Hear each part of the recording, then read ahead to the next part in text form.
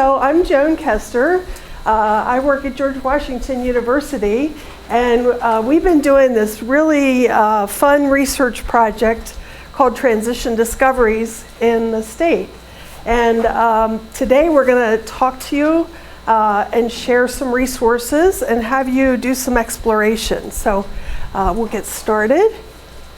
So we're going to talk to you about this flippy book or infographic guide, because this is just filled with resources, and it's all based on research. But what's really neat about it is we talk to lots of people, and this is written to be used by youth. Okay? Talked to over 500 young people and families across the state over a couple of years. Some really cool conversations. Yeah. So, and then we're going to talk to you about a survey that we have that we could work with schools to help them look at some of these important things and improve transition practices. And then we're going to do some scavenger hunt that Matt has developed. And we're going to have you actually going in the infographic guide, finding things that are of interest to you, and see what you can find and see what you can learn. Okay. Matt, do you want to do this one? Sure. So, where did this all start, right?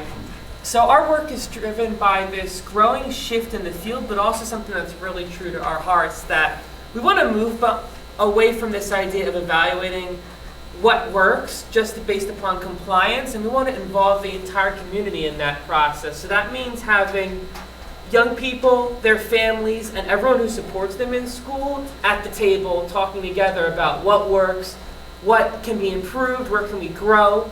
So that's what we're really focused on. And some of the tools we're going to talk about today really hit on how we can do that and how we can make that real for young people and their families and the people who support them. So this initial work here was focused on this idea of aligning the expectations that we have for ourselves and the expectations that our families have for us and for our lives, and what the people who support us in schools and the community have in terms of our lives, right?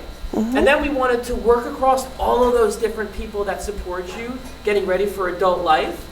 And make sure that everyone's on the same page, and not only everyone on the same page in terms of meeting where you are and what you want, but making sure that everyone evaluates and figures out what's working in the same way. So basically putting the spotlight on youth and families, making sure that from the very beginning all the way throughout the whole process, it's about you guys. So how about if we do this, and I'll have to repeat your answers, but for the youth and young adults in the room, does anybody want to share what their dreams and goals are for their future?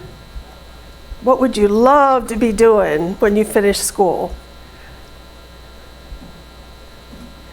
No? Go. I'm only 22, don't mind the bald head. 22 years old, okay. One day I would really love to open up my own group home for boys, and I would like to make it like an adventure camp kind of thing. Okay, open up a group home for boys and make it more fun, like an adventure camp. Yeah. Cool, that's great. Right, so that's really loud. In our project, when we're talking about putting the center and the focus on young people and their families, so if that's your goal, we want to make sure that what the school and what the community is doing, does it work for that goal, right? Are we making progress towards supporting you? So those are the types of things that we're interested in increasing and improving. And then did you want to share in the back? Yeah, I'm slightly over 22.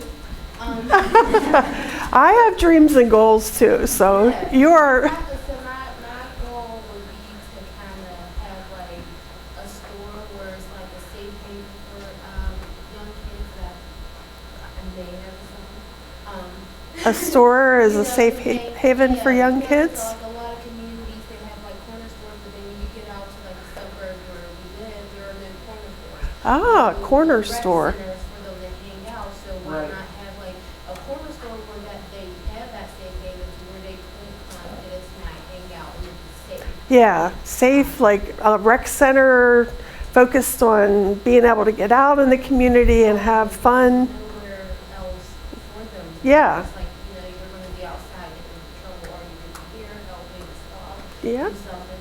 So, opportunity for them to learn, grow, do some work, Mhm. whatever.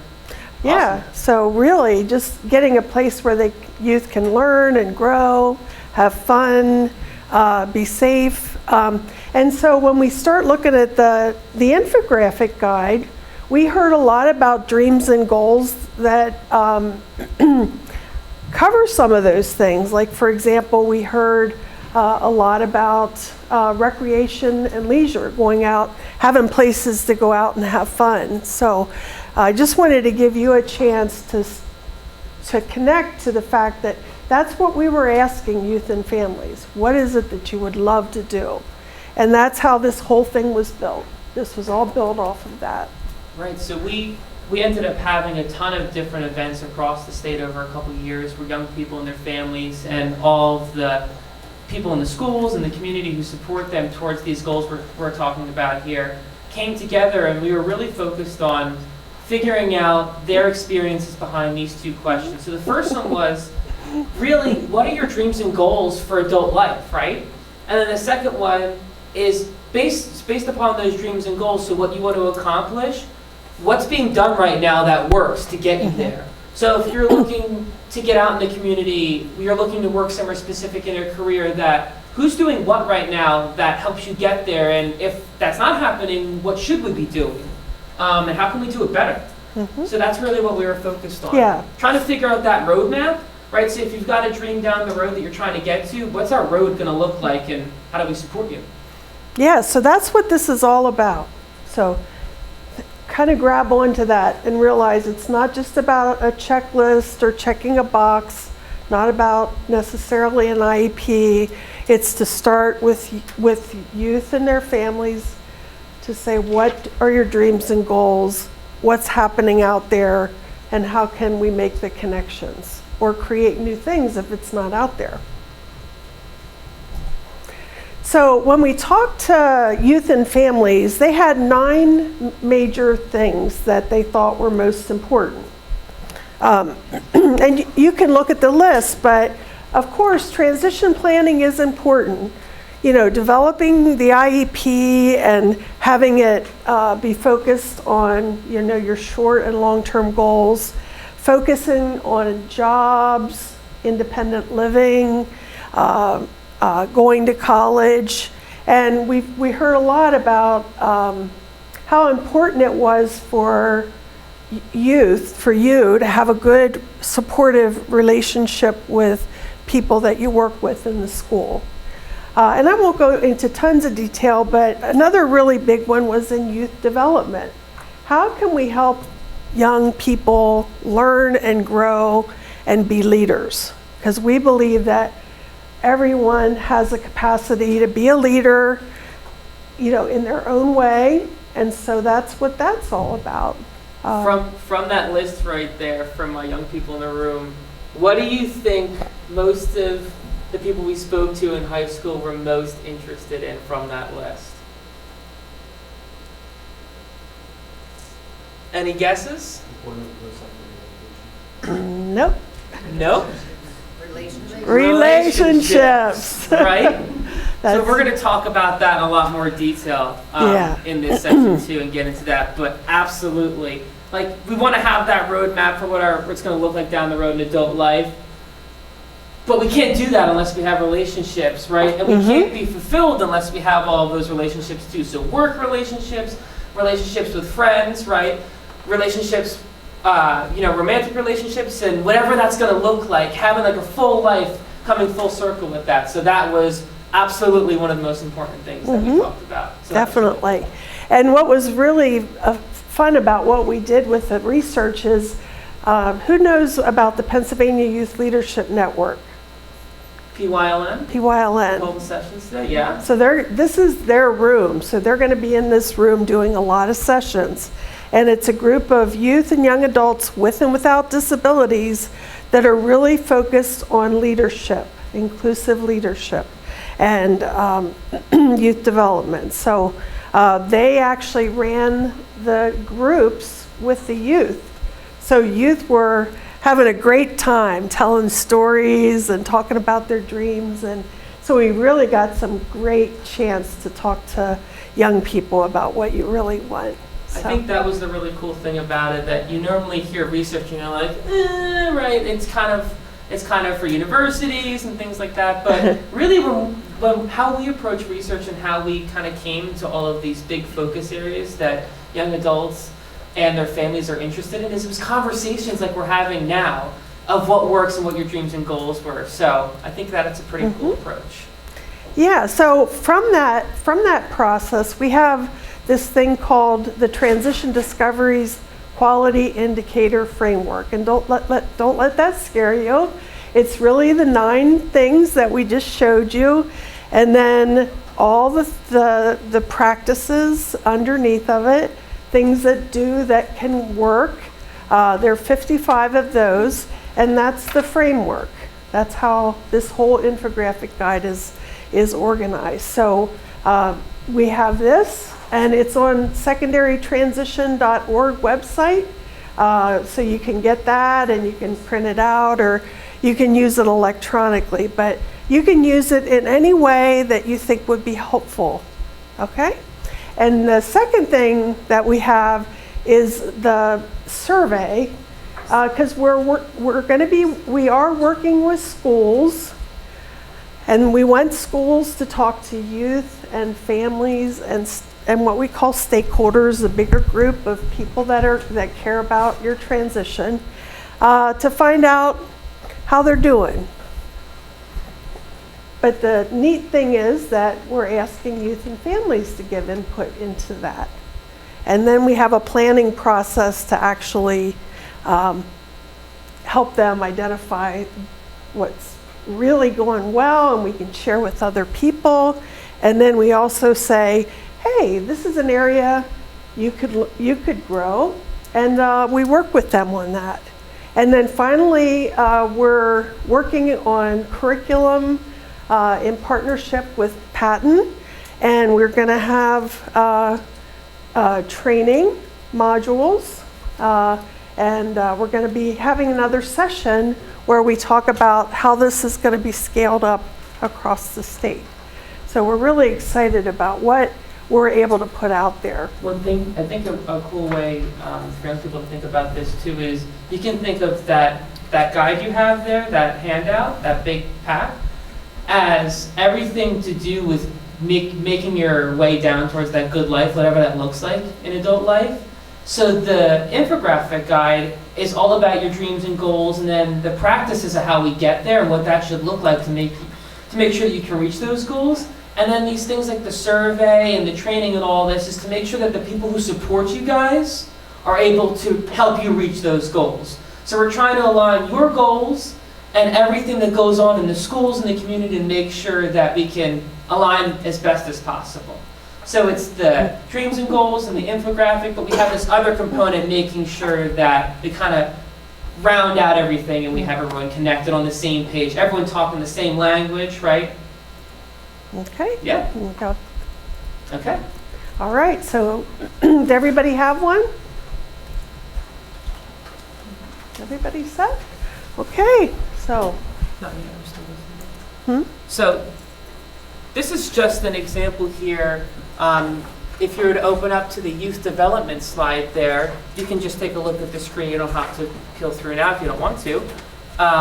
It's about 5 pages in. It's about 5 pages in there. Yep. So this is actually what the infographic guide looks like.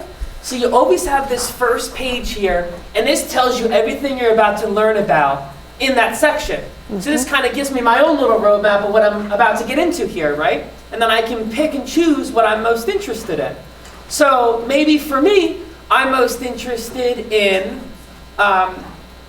some of my, maybe I'm interested in my leadership skill development, becoming a leader, right? So then what I can do is peel down to that page that deals specifically with being a leader. So the cool part about the guide is that you don't have to hit everything in it, right? So we all have our specific goals and the things that we're trying to work on, and you can go directly in the guide and just focus on that. You don't have to go step by step by step. We've kind of designed it so And when I say we, it's the young people and the families that we work with to create this. So the guide you're looking at, we didn't make that. We worked with young people and families, from the words that are in there to the pictures, designs, you name it. It was communities together, like, we're going to reword this, we're going to get rid of that picture. It took a long time. Even down to the roadmap in the back, we had a lot of versions and the colors. Because we kind of came at it, we thought there were a lot of tools out there, but how many tools are made by young people and their families for other young people and their families to use? So a real change up there versus the school making resources to give to you guys. We helped young people and their families make the resource. Yeah, and like if I was looking at that, and if I was your teacher, I might want to look at the significant role of the adult. And what we found in that is that if we meet you where you're at and say, hey, what are you thinking of doing? And I meet you where you're at, and then we work together as partners instead of me being here telling you what to do. Wouldn't that be better? Connect, making connections. And so, again, the research shows that if you have, a caring adult or a mentor who's willing to really work with you and get to know you and somebody you can trust, that plays a big role in how young people develop.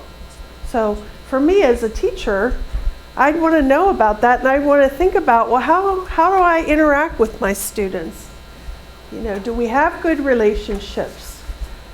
Do they feel like I have their back?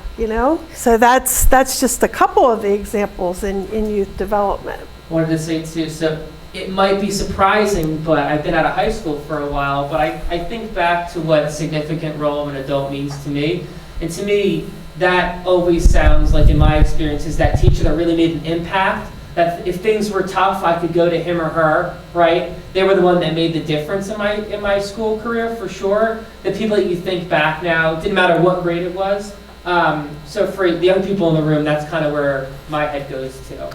So hopefully there's someone in your life like that. Can anybody share somebody like that in your life that you can count on? For me, it was the music teacher in high school, which is scary. It's like 10 years ago now.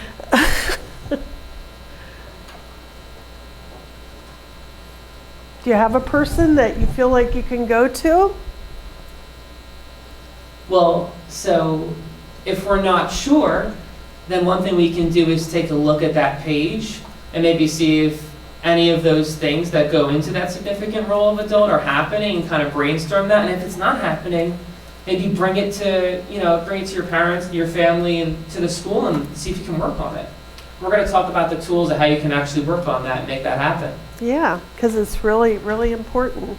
So we just have a page out. So after the beginning of each one of the 9 sections, on the back side, you'll see a description or a definition of what each one of those is. That gives you like an idea of, hey, this sounds like something my son or daughter might want to work on, or this is something that I'd like to cover in a class, or this is something that I want to learn about as a family member. And then we have each one of these individual pages. My favorite part of this are the stories. So if you look at the guide and you see the box up there, those are real stories that we got. They're mostly from the youth that we talked to. So you can sort of say, hey, this is what another young person went through. Let me read about this. And the cool thing about the stories, they're all success stories. So when you hear about living independently and all those skills that go into that, the story you read from there is about a young person who accomplished whatever their goal was for living independently, what that looked like. So you get to hear these really cool success stories of young people across the state of Pennsylvania who are doing it, who are going through that process of identifying what their goals are and then making them happen. And I'll read this story for you. This was a young person that we talked to, And they said, I moved out on my own last year. Finding a place to live and living by yourself is scary. It's like you don't really realize it's going to happen until it happens. It's actually like you're afraid to be by yourself, and then you are. And then it's not so bad. So yeah, these are real stories. We did not make any of this up. So that's a part, even if you want to just go through and read the stories, it's something, I think something really valuable. But then we also have, beside the picture, we have, what is independent living skill development? And we have a real brief description of what that is. And then ideally, what it includes, and that's the characteristics. And then finally, results, independent living skill development results in, and that's the outcomes. So now that you've got a sense of how to use the guide, let's look, and I'm going to pass this over to Matt. One thing I wanted to say too before we get into our activity, what I love, if we can go back to that previous slide real Sure. quick. I think one of the things that I love about the guide is that a lot of times when we're in meetings, some terms get thrown around, right? School people and community and agencies are using different terms, and we're like, oh my God, I'm overloaded. I'm trying to figure out, get on the same page. I have a physical disability, and I also have a visual disability. And in high school, I know I definitely sat in planning meetings, and I was like, I don't understand what we're getting into in terms of planning here. So what I love about the definitions here is that people are throwing words around like independent living. I'm like, well, I've read the guide and I know what that includes, right? I read a story about that. I know what that should end up in. I see what success looks like with that. So I think it's really cool for young people, if you're in these meetings and planning's going on and they're throwing around terms, you can have this guide here and it's kind of like a resource to follow along. Like, yeah, I'm with you guys, right? I know what you're talking about here. I know what we should be doing. And I think the really cool part is if you have that guide in that meeting, you can then, as people are talking, you say, well, we haven't talked about X, Y, and Z, and I know that these are things that should be included if we're talking about getting ready for a job, getting ready to live on your own, whatever that looks like, relationships, getting out into the community. So I think a lot of power comes from being able to have this handy with you when you're in a meeting, and kind of help. I know for me, I feel like it would definitely help me to speak up for myself. So I think it's pretty cool. Does anybody have any questions? Okay, Matt. Yes, secondarytransition.org. It says Transition Discoveries Guide right on the front page. It's available online in English and Spanish, and the online version, the PDF, is screen reader friendly and fully accessible. And you can just pull up youth development and you'll get that section if that's, Yep. So it's pretty cool. Also, on the website for the link that we sent you guys, when you click on the infographic, it connects you to a ton of different resources throughout the state that Patton has linked up to. So if you're interested in living independently or employment or whatever it may be, or relationships, you can click right there, you can read the guide, and then you can get hooked up with a ton of different contacts, resources, information to keep learning more. So it's something that we're still continually building out, but there's a ton of resources in there already, which is really great. Okay. So now let's get down to business. Enough talking, let's do something fun. So I've got a scavenger hunt activity for us. So the idea behind this is that everyone has the infographic guide there, and you've got a handout. So what we're going to do is we're going to follow the prompts on the handout. You can do it by yourself, you can do it in groups, that's totally cool. Maybe one or two people work together. But our idea is that we're going to go through with the handout, each one of these prompts here, and brainstorm and kind of dig in and do a little scavenger hunt about the infographic guide. The whole idea being that we can kind of learn about all these different aspects of what make up a successful journey to adult life. So what we're going to do is we're going to take 10 minutes, maybe if we need more time we can kind of be flexible with it. But we want you to explore for around 5 minutes, going through those prompts, And then we're going to come back together and you're going to share with the person next to you about what you found. So maybe our idea is that maybe someone's interested in employment and you found all these really cool things about employment and getting ready for a job, but the person next to you was interested in maybe more education after high school, going to college, getting training. So then you guys can share with each other about what everyone learned. Any questions about that? So you just got a few prompts there on that, few questions to answer on that little activity, and then when everyone's done, take as much time as you need. We're going to join together and we'll share with each other. Cool? Yeah, and if you need supports, Missy Yeah, we can come around and Matt hang out and talk with you I guys. will come and work with you on it. So everybody gets to participate. Okay? Yeah.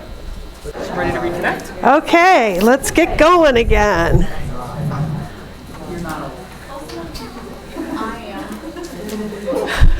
I hear the young people up here saying that they're old. Oh, that hurts. I'm really old. Yeah, Matt is definitely old. Not. Can you see all my gray hairs? Come on now. That's because he works with me. Good. See, you're my best friend now. Well, I always dye mine, so Oh. I'm not there yet, all right? But I'm just saying. maybe when I do, I can get recommendations, change the color up a little bit. Wow. So we just had about a 15-minute time where we talked and used the scavenger hunt tool to go through and really absorb what's in the infographic guide. So does anybody want to share out anything you learned or what your goal is? And I'll repeat what you say so that the camera picks up on that. Go ahead, Alex. My brother worked on college. Oh, hold on a second. Let's just get you right on mic. That's okay. My brother worked on a college. Mm-hmm. All right. And you'd like to do that too. Yeah. Very good. So you were able to think about wanting to get a job, Go to college, yeah. going to college. So what do you think that's going to look like? Not sure. Well, I think one of the cool things about having these conversations is that it's okay to be not sure, right? That's what this is all about. We're in the dreaming stage right now.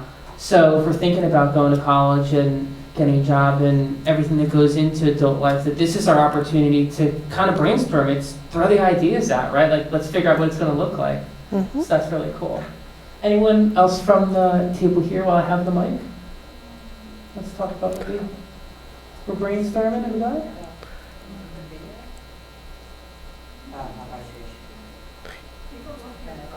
Yeah. Your voice counts.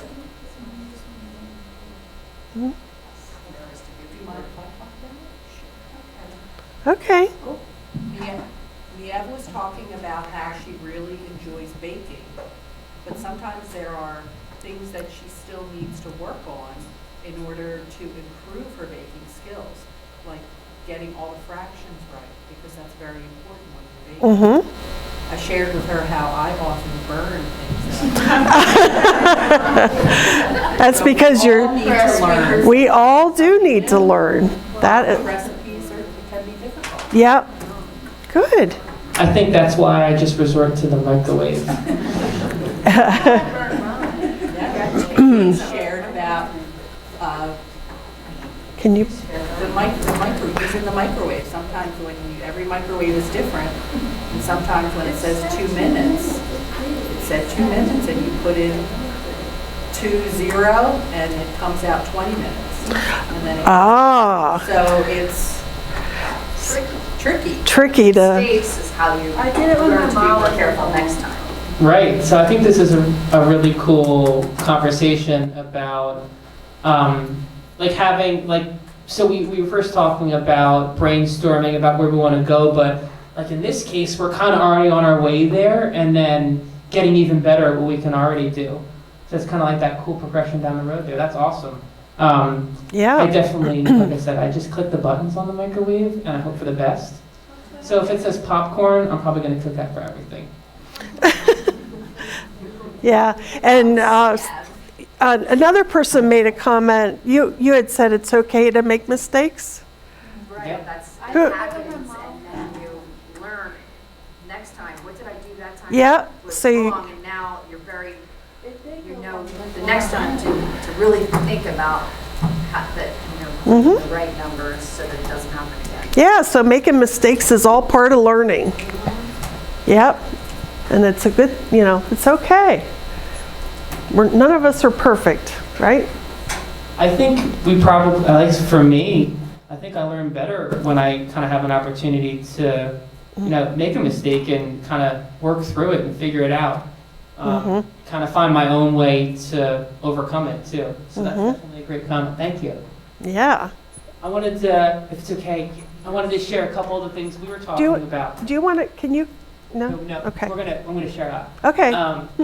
So Ben and his brother were talking about some of the things that they're working on now and some of the things that are interesting to them in the infographic guides. We were talking about managing your time, self-management, and also being aware of yourself and others. And we were talking about some really cool approaches that some of us are using to manage our time and to manage our daily lives. So we were sharing things about like timers and schedules and some of the tools that we use. And Missy, you had said too when we were in our conversation, you guys were talking about one of the tools. You want to talk about that? Here, Miss. Sure. Okay, I'll go around. Yeah. I'm making you run around. I got you to come up.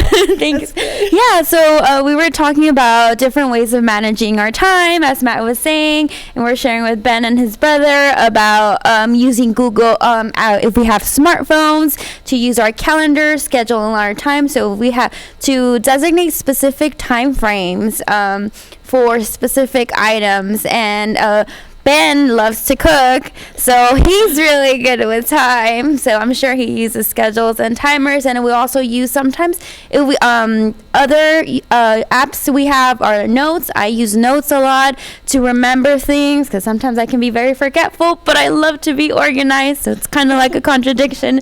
And if I'm in a hurry, I use voice recording, play back and listen to them. And Ben's brother was sharing how he remembers some things. He uses YouTube to talk about what he wants to do throughout the day and plays it back to recall what he's going to do. I thought that was a pretty good strategy to share. Yeah. One thing I love too in our conversation is we think like everything in your life has to be organized, right? But we were talking about that it's okay to have that one aspect that's a little bit messy, right? That's your space to be messy. That's cool. That's fine. You got to have kind of that space just to live and let things roll. So maybe that's that you got your space in your room that's a little unorganized, but that works for you. And I think that's awesome. I think that we try to be so perfect and try to fit it that's not the case. And it's going to look different for everyone, and that's a cool example of it. Yeah, and so like to tie it back to the infographic guide, it is to learn your way around it, and it isn't that you have to pick every single thing. You can pick one thing and say, hey, this is most important to me right now, and this is how I'm going to be working on it. And if you're a young person, you can go to your family and say, I'd like to be able to work on this. Or a family member knows and says like they can talk to their son or daughter and say, hey, what do you think about working on this together? Or you can go to the school or to anybody else that supports you and say, this is something I want to work on. And hopefully then you'll get to work on that. That's what this is all about. Good job. We have a half hour left. Okay. So we did want to go into some detail about about the indicator that was most important to young people, and that was relationships, which is most important to, really a lot of us. we found it was the #1 topic that young people wanted to talk about. And so at the conference this week, there are a couple sessions about relationships, and the Peel Center, which is the Parent Center, has, I believe, a relationships toolkit I think they're talking about, and PYLN, again, they're having all their sessions in here. I think they're dealing with it too. So, you know, what we found, the 4 things that people wanted, that they wanted to talk about most: building friendships, feeling like you belong, having social skills to be able to get out and communicate with people. And then we heard it's important for us to make sure that we stop bullying. We heard a lot of bad stories about bullying. We also heard a lot of good strategies for how people overcame that. So that was really cool to hear. Yeah, so the friendship is meeting and connecting with people with similar interests, being part of connecting with your peers, having fun. It's an important thing to all of us, and long-term relationships with people you can trust and that care about you. So that's what we heard from people. And friendship results in getting along with people, knowing how to communicate, building healthy and safe relationships, and strong relationships that continue after graduation. And that is something that's really important. You know, when you're in school, everything's kind of set in place, but then when you leave, you have to think, gosh, I'm not going to be going there every day. How do I stay connected with people? How do I have friends? Right, so you've got that core group of buddies in school, right, hanging out during lunch and class, and then you're like, wow, we're in senior year, and how are we going to continue this, right? So you start thinking about all those things you guys share, all those activities, and you get out in the community, and you find those opportunities to continue that. That's what it's all about. Yeah, so the quote we have here is, "My biggest fear is being tricked into friendship. A lot of friends, you'll think they're your friends and find out later that they're not. What I want in my future is to make friends, get to know each other, hang out, and have fun." Okay. I don't know. Do you think we have time for this? No. Okay. So we just wanted to walk through that with you. We were going to have some additional discussions about it. But when you leave here, go back into that relationship section and really think about what that means to young people, or what it means to you. And then hopefully get involved in some of these sessions at the conference. Just one last note too, relationships can be so many different things. It doesn't have to just be between family or friends, boyfriends, girlfriends. It can also be like what we're doing right now, right? So we have a relationship right now together in the sense that we're sharing, we're learning together, we're trying to support each other. So it's all these interactions that happen throughout your life and each day. So we talked to you about the infographic guide. I think we mentioned that the project is being funded by the Pennsylvania Developmental Disabilities Council, and we have our project officer here in the back. Wave your hand.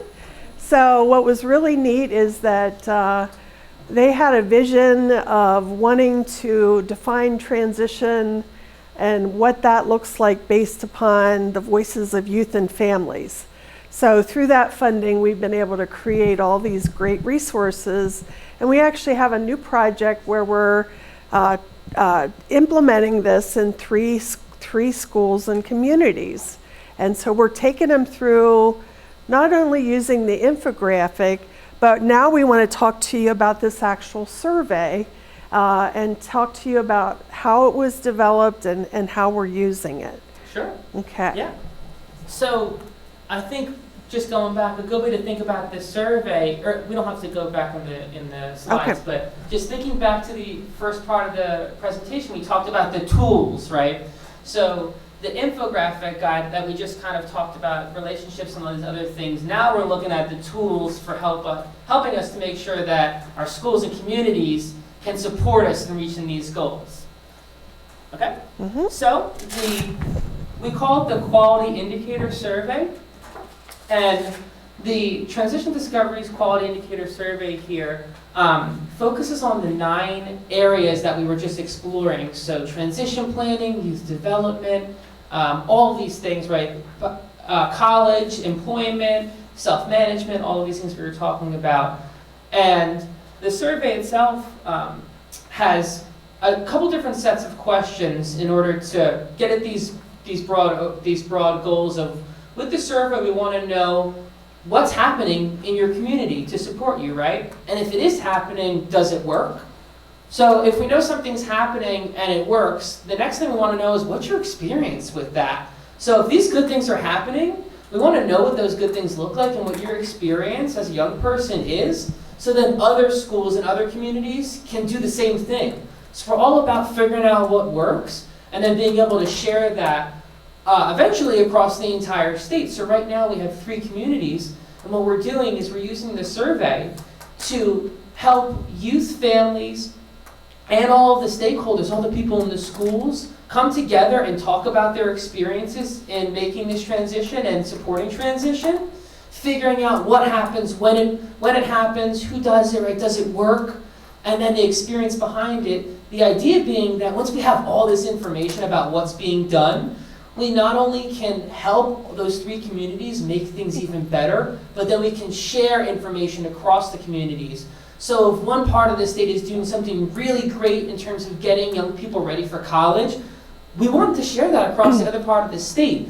And our survey is the way to do that in a way that's easy for people to share their experiences. And this really comes down to the idea that we feel really strongly that we want young people and families to have their voices front and center. We call it empowering you guys, right? We want to make sure that what you guys want and what you guys are experiencing is at the table whenever there is conversations about what's going to be done and what's working and what we can do better. Okay. Just keeping that spotlight on you guys. Yeah. So, I have here, one thing I should have mentioned on the previous slide too. So the survey is totally online, but there is a paper version if people want to take that. When communities and schools are looking to kind of get at what this experience like in supporting transition. But I'm going to show you examples of the online version. It works, it's fully accessible. It works on smartphones, tablets, computers, whatever browser you're using, it's good for it. It's English and Spanish. It's written at a 6th grade reading level. And the way that it works is there's a version for young people, there's a version for families, and a version for stakeholders. And the reason why we did that is because we wanted to make sure that young people answering these questions about their experiences and getting ready for adult life and how the school's supporting them was totally free of all that jargon that gets thrown around in meetings. So it's like a conversation because we can't always be there to talk to you guys about your experiences. We just can't clone ourselves, even though we'd like to. So we use the survey as a way to get that information, rather than being there and having some of these conversations we were just talking when we were circling around. And just to take a step back, the survey is something like we have a project called the Transition Quality Empowerment Project from the Developmental Disabilities Council. And we go into a school or a community. Right now we're in Pittsburgh Public Schools, and we are in Warrior Run, which is very rural, and then we are going to start with Berks County. And so we're going in and we're doing all kinds of work around youth development, family networking, and then we'll have them with youth and families. Everybody will be taking the surveys, and then come fall, we're going to start planning with them. So that's how the survey is used. It isn't necessarily a survey that you take if you're a teacher and you use with a student, because really the infographic guide gives you what you need to talk with kids. So just so you understand, the nature of the survey is really at the school or community level, where we're going in and getting groups of youth, families, and stakeholders. And the reason why the survey is designed that way is because we know that transition and making that jump to adult life takes a village, and we wanted to make a tool that helps communities rally together around the young people that live in that community to figure out all those different pieces of the puzzle and what everyone's doing so they can all come together and speak the same language and be on the same page. So we felt that if there was a tool that was just using one-on-one, that it wasn't really getting at that idea of bringing the whole community together. That's what it's about. Okay. Yep. So these are just a short little picture tour of kind of what the, yeah. So quick question. So like, let's say you use it in one instance, like you said, if one side say it's a transition, like let's say the youth are on the survey and they're saying one thing and then stakeholders and families are saying another, or however that may be. How do you guys like compile that together? You gonna talk about that? Yeah, we have the data, but just as an example, we were doing a national study, and we ended up working with Denver Public Schools. And we went out there, and they're doing, you know, the 18 to 21 year program, they're doing really good work. But a couple things, there were these discrepancies. So like one area that popped out was family involvement. So right away the team's like, okay, now what we're gonna do is we're gonna start doing home visits. We're gonna start, you know, they had a list of things that they were gonna do. And so that's when we look at the data and we see that there's a big gap between what youth and families say and what the stakeholders say. That's an area that we work with the teams on to say, okay, you might think this, but this is what youth and families. So we have them say, is this a priority area, or, you know, what's most important to deal with right now? Does that make sense? Part of your question too is that the survey collects not only multiple choice questions, but it also has numerous opportunities as you go throughout each of these different components of transition to have open responses about your lived experience. So if there is a discrepancy, it is never the fact that you look at one question and result in you saying, well, you know, this is a different experience. What we do and what we work with communities to do is okay, we see the multiple choice in some of these. We have things like ratings of how often things are happening, if they're effective, things like that. And then we look at all of that rich narrative, all that qualitative data. So if something isn't working or something is different between youth and families and the stakeholders, then we can look at what that actually looks like. So you guys can distinguish. Yes. Yeah, and we piloted it in some schools here in the state, and then we really did a very comprehensive strategic planning process with that program, and it changed them almost instantly. We were like, yep, this is good. But I think it's a great question, and I think that's one of the many powers of the survey is that if people are having different experiences, you can see what those are. The real great part is you can then find common ground that maybe you didn't even know that you weren't on the same page. Yeah, so like it can be pretty powerful. when youth development was their priority. They said, okay, we can do these quick things with family, but youth development, we do focus on self-determination, but we don't really focus on leadership.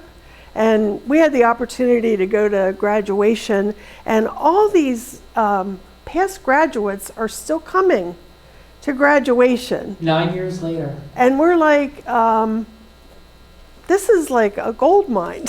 These young people would like to still be involved and could work with the young people in the program in a mentoring leadership model. And so it was like, that's what they're going to do. So it's like, and it'll be beneficial to the youth in the program. It'll be beneficial to the graduates, and really to the community overall, because the young people were all out in college and working and everything. And then you guys see something like that, for instance, the people that are coming back, and then you can maybe put that into the survey and be like, I don't know how you word it like that, like change the survey. You know Right? what I'm saying? Yeah, well, We normally then collect more information, so that's kind of a hint that we need to, maybe it's not necessarily change the survey, but we need to go have conversations and collect. Absolutely, yeah. Yeah, I think this is a great example Yeah. of just how powerful, if there's differences in experiences, it's such an opportunity for positive change. And I think that's just one of the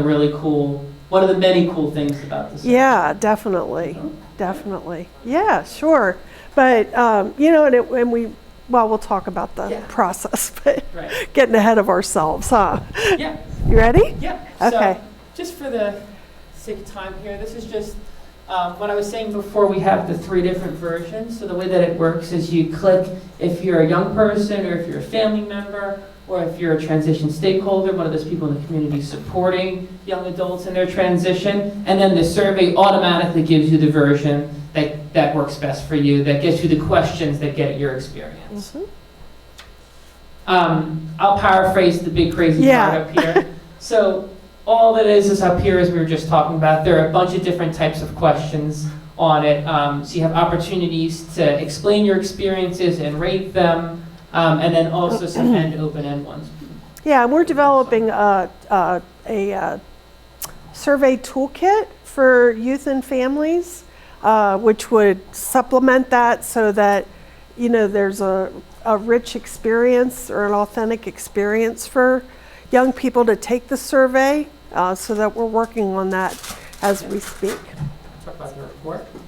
So one of the things we think is really important is that we don't want to have situations where young people have the opportunity to share their experiences, but then they don't have the opportunity to get involved in the planning and the data, right? And data can sound kind of scary, but we've developed this, what we call the quality indicator report. And the really cool thing about this is that at the same time that communities are collecting data, the report is generating itself right then. So as you're collecting data, the second you guys or your community is done in sharing all your experiences about transition, you guys can start digging into it and seeing what your results were. And what the template does is it breaks and organizes everything down already, so there's no like extra analysis done with any of the raw numbers or anything like that. It does the visualizations for the community, and it does it in a way that you can go, it does it in a way that makes sure that all 3 voices are at the table equally. So that means that all the results from young people, all the results from family members, and those transition stakeholders, we're not looking at one without looking at the other 2. We're always looking at all 3 together. And the report shows you all of the data in that way. So it gets you to those questions of different experiences. It shows you, there are a ton of different visualizations in the report that show you what those can be. So this is just one of quite a few ways that the report visualizes some of the data. So I don't know if anyone's familiar with this idea of universal design and presenting things in ways that kind of fit the many different ways that we like to learn. So some of us are visual, some of us like text. So we try our best in the template here, and when you look at your data, to whatever kind of learner you are and kind of way you approach learning, that you'll be able to access and have a conversation about the data.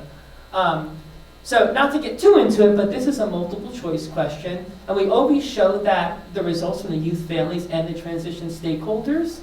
The colors, it's all color coded, so this was asking of how often this particular practice is happening. I don't have a particular practice here, but you could think of this of any of the things we were just talking about. So maybe that was getting support for self-management, or getting support to get ready for college, right? We can think about all the things we just talked about. And this is a really cool visualization because it's obviously not real data, but we can see that there was a difference here in this example, that youth and families were saying that this really wasn't happening, but transition stakeholders felt that it was happening more often. So this is a perfect example from that previous question of then we'd say, okay, if youth and families are saying that this isn't really happening, why? Like, what does that experience look like? And then we look at all of those open responses, all of that narrative, and sharing those life experiences.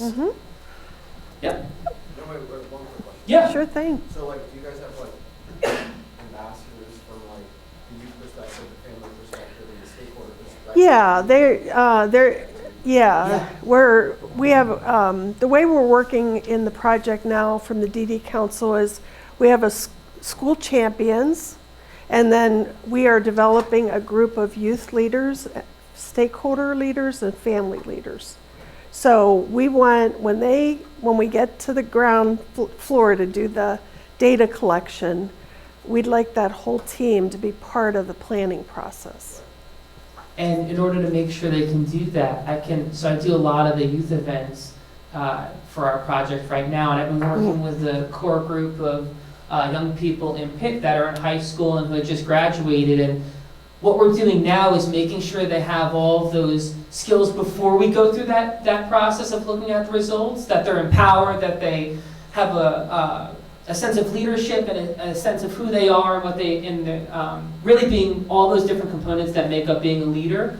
So I think for me, what has been so cool to see is that we started off, everyone was in a different place, and now I go there and they're leading these different activities and they're talking about how we're going to do X, Y, and Z, and they're making the plans, and I'm like, guys, let's do it. Let's go for it. So we're definitely making youth leaders, and then I know I'm not involved as much with the family activities, but there are families that are just like, we were in our meetings yesterday. They have the power. It's really cool. Yeah. It's really cool. And last night we had a chance, Christine Cashman, who's also helping with the project, just getting started. She has a long history. We've worked at the national level around this topic of youth voice. And we met with the school champions last night, and there were so many rich stories about the youth that have been involved in the project work so far. And we're going to videotape the school champions and the youth as part of this project. And the goal will be we'll have a website that'll have this, it'll have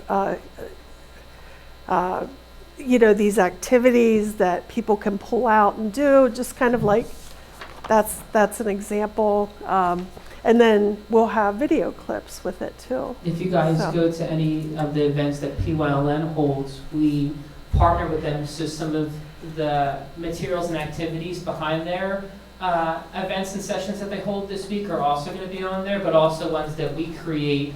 So some of the things that I've done with some of the young people across the state for becoming leaders, and then with our families, so it's going to be like a one-stop shop where you can learn about practices that work and what people are doing across the state, but also get resources and tools. So whether you're a family or young adult and you want this to happen, maybe you want to do it at home too, or you're a stakeholder and however you're working, it's going to be a one-stop shop. No matter what you're interested in transition in PA, our hope is that it'll be there. Yeah, and it's going to take us probably at least another year to get to that point, because this is very intense work, but very enjoyable work. We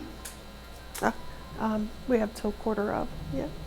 So there is also the written responses. Do you want me to skip over that? Yeah, we can skip over it. We've already talked about that. Okay. So there's, like Dr. K was just saying, there's so much more work to be done. Part of that work is that we have to do some groundwork to show everyone else that isn't familiar and that wasn't here today and familiar with our work, that the tool that we have works for young people, families, and stakeholders and communities. So one of the ways that we're going to do that is we're looking for young people, their family members, and transition stakeholders to actually take the survey. It doesn't have to happen now. We have the link for you if you ever want to do it in the future or throughout this week if you're thinking about it. And what we're going to do with those results is we're going to show the broader community across PA and across the country that this is a tool that we can be using, that it works. That this is the types of ways that it can be used. This is the experiences that it talks about, the type of information that it collects, and it really is a good tool to empower young people and families to speak about their experiences. Yeah, so on this, there's a link, but there's also the QR code. So it takes about 20 minutes or so to finish the survey. So we would really, really, really appreciate if you take time out of your busy schedules to get in there, get a sense of what the survey is like, and then help us with this national study to, like Matt said, to prove that this is a valid tool that we could use even nationally. I wonder if if the materials are uploaded, we do have the link on the PowerPoint, so maybe people can also access it that way.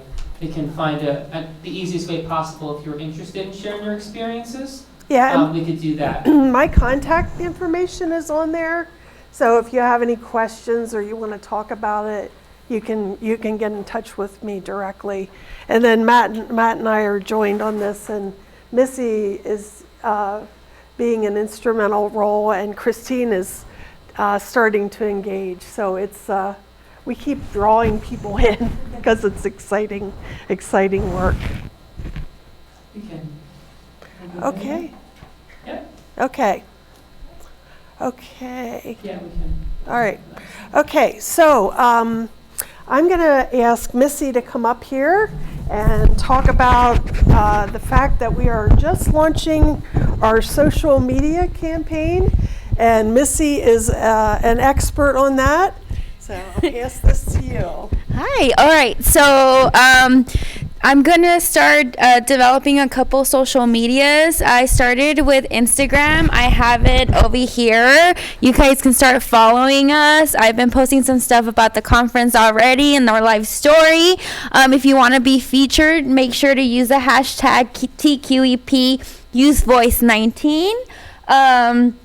Follow us at Transition Discoveries, and along with Instagram, we are in the process of developing a YouTube channel where we will share more stories about what Dr. Kester and Matt were talking about, and we're also going to have also developing other social medias like I said, Instagram, YouTube, Snapchat, and Twitter.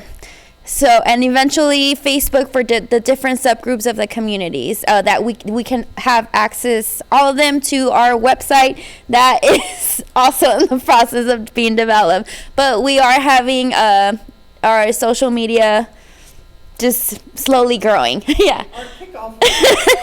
Yeah, we're kicking off with Instagram. So please follow us at Transitions Discoveries. And again, if you would like to be featured, make sure to use the hashtag TQEP YouthVoice19. Yeah, it actually just started yesterday, so we're baby. Yeah. Good to see you too. So we're going to have opportunities on Thursday morning at 10 o'clock if you want to come share some of your experiences. No, it's 10 for youth, yeah. Okay. Yeah, so we're going to have the opportunity if you want to come share your experiences in kind of like a really informal conversation with us. We're really interested in having materials of young people talking about transition so that we can get other young people involved and be leaders. Yeah. And if you come to the, thank you. Yeah. Thanks, Missy. No problem. So if you come to the PYLN sessions, which are in here, we are going to have Christine and Missy. And if you're in any role and want to, talk about things that are important to you in transition that might align with some of the stuff in the infographic guide, they're going to be doing videos. So they'll both be in this room, and we invite you to join us. Yeah, come hang out and talk with us. Yeah. What's important to you is what's important to us. Mm-hmm. So if you can come and kind of have a conversation and if you feel comfortable talking about that on video, we'd love to kind of share that with others and kind of tell people all the good things PA does, and we want to share it out. Yeah? Thanks. Yeah, so does anybody have any questions? Feel free to find us at the conference. We're happy to talk with you more. Yeah. And we want to thank you so much for coming today and participating. Let's show our appreciation to Joan.